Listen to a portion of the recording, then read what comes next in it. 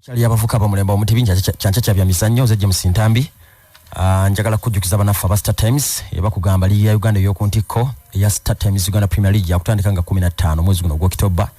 n'olwekyo ate nabakugula decoder gigulo giteekeka kuba mu kimanyi nti emipira gibira kusanyuka TV ate nga sanyuka ebera ku Star Times decoder gigulo giteekeka oba nawe alina essimu ya smartphone bagiyita essimu ya sereza osobola okudownloadinga Star Times on app buterevu noba nga osobola okulaba emipiira egyo ayagala okumanya ebisingawo ku nkola za fezo na tukubire ku simu eri note 37 117 777 note 37 117 777 omwezi guno gwe 10 ligi etandika naye nga wetaaga okubanga decoder ya 4G obenga otambula n'okumanya obenga osobola okulaba omupiira gwa fogwa wano mu mbeera eyo songa ne banafu aba Uvrage International bakugamba pikipiki eriko bagita TVS 125 ye pikipiki yokka egenda okuyamba okusavinga sente gwayagala okugula ekibanja oba plot oba ayagala okuzimba ayagala okwerera abaana ayagala okuba ne sente ozirabeko nga nkalu olina okuba ne piki ya TVS 125 ng'evudde mu banafu aba Uvrage International pikipiki eno yeetikka nnyo temala gafaafa ewangaala nnyo eyita ku nguudo eza buli kika ate nga ekirala kyeyine ekirungo kyeyine ekirala ekirungi eri trackable singa oli abagikubyeko bagitrackinga n'oddamu n'ogifuna ate nga n'ekirala era spare waayo ali buli awole duka la Uvrage International ate era osobola okugifuna ku kibanja mpola tenywa nnyo n'amafuta liita emu evuga kilomita nga 10 n'omusobyo osobola okuginoonyaako ku Uvrage International wali ebbanda wala ekitebe ekikulu naye nga naawe wali emasaka olidde nga mulimi mu Nyendo opposite Jagena complex awe tuli nnyo tuli Nansana tuli mu Ndeeba n'ekisinga byonna essimu zaffe zibaako obudde bwonna ku noti 7 noti 4 45 186 noti 7 noti 4 45 186 oba ne ku noti 8 noti 388 mukaga musanvu noti 8 noti 388 mukaga musanvu tukubireko oyongerere ddala okumanya ebisingawo Cranes coach olwalera inayo press conference wali ku Fause Mengo in fact wajja kubawo ne captain wa Cranes mukadde kanondoza agenda kubira kaliri ya ucho kuba emokitaliwo bajja kwogera keri banna mawulire sawa zigenda kuberanga nyesigadde dakika ntono nnyo Menga ku Fause olwalero naye ngo mulamwa guli gumu World Cup qualifiers kulokunanga musanvu esawa emwe ya kawungezi tujja kusamba ne timu ya Rwanda eri ekigali then ate tudingane nabo ku Sunday ku St Mary's so timu enaku zine badagina maso n'okweteeka teeka esambye ku mpira egy'omukwano ne timu ze za league zi KCC Vira angegera maso n'okwegezaamu era tulowooza nti bebakoze bibasobozesa okufuna akabonero obubonero nga tutuuse Rwanda tubasuubira okusitula olwaleero ng'ekiro twasuubira okusitula leero ng'ekiro naye nga tujja kusooka kulira ebigambo bya mutendesi byagenda okwogera ne captain olunaku luno olwaleero ssaawa 4 ez'okumakya ku Fause Mengo then bwe tugendako ate mu wali mu bazungu mu Premier League olunaku lwajjo tiimu ya Watford be basoose actually ku weekend bagoba omutendesi Cisco Munoz ono abadde akyali muvubuka muto myaka nga 41 yadda mu bigere bya Vladimir Ivic mwezi gwali gwa December bamukutte ku nkoona nga timu ya Leeds bakubye ompira mulambe gole mu kubwerere nga atendese emipira musanvu gyokka tawezezza na mwaka ku timu y'abanafu aba Watford andoza atendese emyezi gibadde nga 10 gyokka emipira gya Premier League musanvu gyokka gy'abatendese bw'atyo yakwatiddwa ku nkoona omupiira ogwo olwawedde kinajjukirwa Watford eno Cisco Munoz abeera mutendesi wa musanvu mu myaka 5 gobagobye kakati omulimu bagwadde Claudio Ranieri musajja mu Italy abaddeko ebungereza mu tiimu zinga Chelsea mu tiimu zinga Leicester yasinga okukolera erinnya nga wangula Premier League wa 2016 yaliko kone ku tiimu ya Fulham kisanja kiri bw'atyo goba wadde omulimu abadde yasembe kutendeka tiimu y'abanafu aba Sampdoria mu ggwanga erya Italy era yajabulidde nga season eweddeko bamuwadde endagaano ya myaka 2 abakwatemu Ranieri kati mutendesi wa 13 kasookedde nga Pozzo family taking over timu y'abanafu aba Watford egitwala nti kati yaayo oyabira mutendesi wa 13 jukira bagitwala timu eno bagitwala mu mwaka gwa 2012 bibiri ku timu y'abanafu aba Watford mutendesi asoose naye nga olaba waliwo n'abali ku ndebo olebo botunulira timu ya Burnley Shondai Kyono talina yo wini yonna bubonero busatu abadde ne timu eno okuva mu mwaka gwa 2012 Okono yamanyi sayansi w'okuyamba timu eno okusigala mu league bw'atyo wabadde ng'akola obudde obusinga timu yetera okutabuka ku mipiira egyo egisembayo nga 10 egyo ne bamaliriza nga bafunye safety era tulowooza nti ne ku mulundi guno osanga singa banaamuwa obudde bw'anaakola naye abalala abali ku buzibu Ralph Hasenhuttl tiimu ya Southampton nabakuwangula mupiira gwonna balina obubonero buna asobodde kuteba golo 5 zokka akosidize 10 oyo ndabanga naye ali mu lusuubo. Then waliwo wa Newcastle Steve Bruce obonero busatu bwokka asobodde okuteba golo 8 akosidize 16 talina yo win yonna naye ndabanga ali mu lusuubo. Daniel Fark ono mu German naye ali winless mipira 7 golo yakateba 2 zokka nakonsindinga 16 akitegeeza abangi golo 14 ku weekend lo yasobodde okavoidinga defeat nga bagwa draw ya 0-0 ne timu y'abanafu aba Burnley be bali ku bottom wansi nayo mulabanga ku mulundi guno banyiza okumukwata ku nkoona. Ekisinga okwewunyisa babadde bajja mu Premier League yazzenga akulembedde mu regular season naye kakati ate ebintu olabanga bikyuse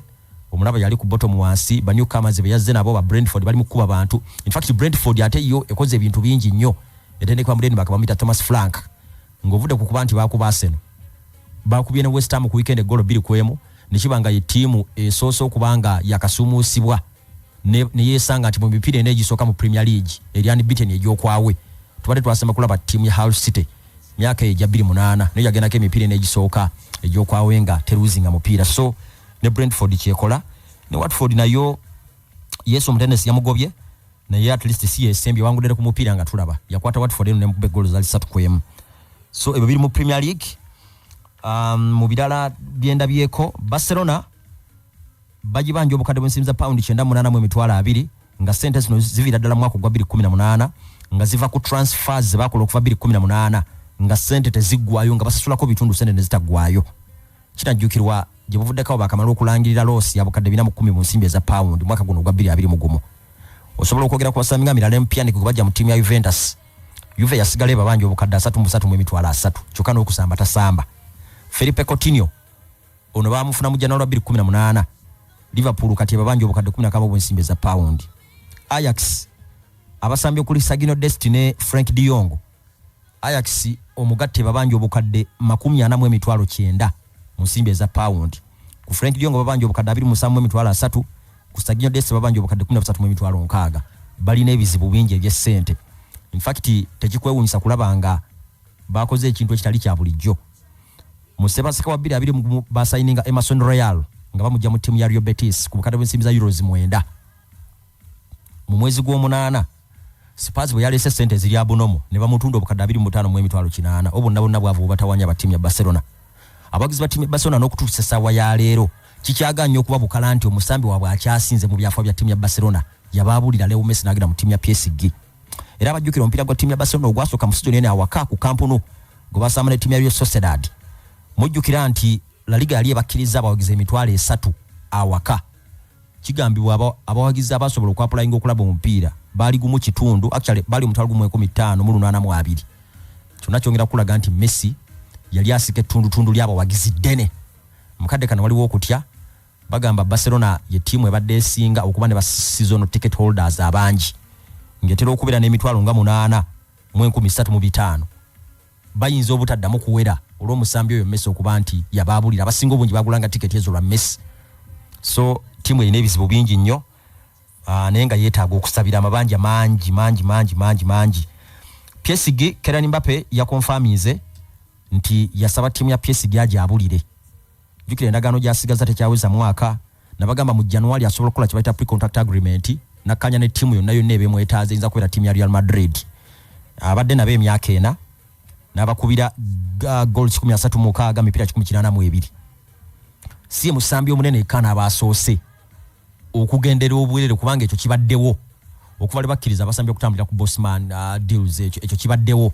abasambi batambulira obwerere ab'amaanyi. Lewandowski yava mu Dortmund mu 2013 n'agenda mu timu ya Bayern nga musambi w'amaanyi. Andrea Pirlo yava mu Juventus yava mu AC 2011 n'agenda mu timu ya Juventus. Ebiseera ebyo nga lowoozebwa okubanga midfielder omuko abali basinga mu nsi yonna. In fact Buffon bwe yamuweereza akamessage nti ajja mu timu ya Juventus okumusangayo nti kyaleetera Buffon okwongera okukkiriza nti mukama gyali nga yeewuunya omusambi omu ku basinga mu nsi okulaba nga agenda kubegattirako bwereere. Era mujjukira nti Pirlo yasambira timu ya Juventus season zinyana wangula Scudetto zinya namba. James Miluna naye omubalira mu basambi abanene Bungereza of course yava mu Manchester 2016 n'agenda mu timu ya Liverpool ku bwereere. Zlatan Ibrahim okuva mu PSG 2016 n'ajja mu Man U. Era mujjukira nti mu debut season yasobola okuteba goals za Premier League 17. Raul Gonzalez Blanco nga amaze okubira Madrid empira 7-1 nga abatebedde golo 323 yabulira Madrid n'agera mu timu ya Schalke ya Germany. Michael Ballack 2-6 okuva mu Bayern ogera mu timu ya Chelsea. Joel Motibo okuva mu Schalke ogera mu timu ya Liverpool mu 2016. Okocha yennyini ne yali musambi munene ebiseera ebyo. Era abamulabanga aze Bungereza mu Bolton Wanderers. Jukira yabegatako 2-2 ngava mu timu ya PSG.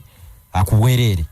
yasobola n'okuyambako Bolton Wanderers okuzanya final za League Cup gitwayitanga Carling Cup by then zebaluzinga ku timu ya Middlesbrough goals zalinga 2-1 bwe yali nabo abangi nnyo ba Gary McAllister okuva mu Coventry okujja mu timu ya Liverpool ya Gerard Houllier ku bwerere n'abayamba mu kuwangula treble ya 12 eyo 2-1 eyo amubawangulira UEFA Cup ne bawangula Carling ne FA banji nnyo abasambi abamanyi abatambulidde obwerere. Henry Clason okuva mu Celtic mu 2 n'ajja mu timu ya Barcelona 2-6 n'awangula Champions League ngali ne Barcelona mu bakubira timu ya Arsenal mu ggwanga iri mu Faransa mu kibuga ekye Monaco. Kafu yennyini okuva mu Roma n'agera mu AC Milan mu 2-3 yali musambi munene ng'amaze n'okuwangula World Cup ya 2-2 Korea ne Japan ku timu ya Brazil nga captain. Luis Enrique yennyini okuva mu Madrid n'agera mu timu ya Barcelona mu 9-6. Dan Alves okuva mu Barcelona n'agera mu Juventus. Esteban Cambias okuva Madrid mu 2018 n'agera mu timu ya Inter. So Mbappe si agenda okusooka okuba omusambi nga munene dena atambulira obwerere kubanga omusambi tali willing kusigninga ndagaano mpya. Era mu January nga bwe nkugambye ogenda kulaba nga kanyiza ne timu endala yonna wali mu mwezi gwa Sebaseka ogwa 2022 abenga atambulira bwerere. Njagala kukoma wano tujja kudingana ekya mushobeti Katonda nga akkiriza abakalasa kabakutwale paka saa 7 ez'omutuntu Ssaabasajja Kabaka awangaale.